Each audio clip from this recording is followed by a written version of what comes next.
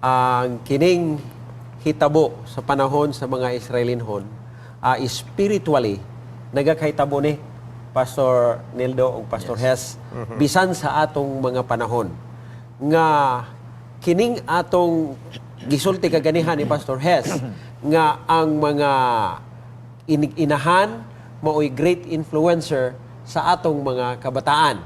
Pero akong gi-imagine mga kaigsuunan, labi na kining mga bata, grabe po nimo influence ngadto sa amahan.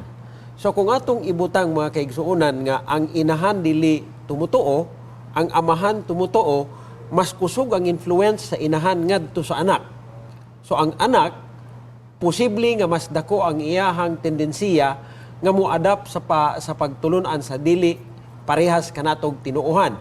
Unya, ma-influensahan po niya ang papa nga maoy makapaluya unya sa espirituhanon nga kinabuhi sa mao nga papa nga inay unta nga mauni ang mudala mo palig-on sa ilaha sa insakto nga pagtulunan.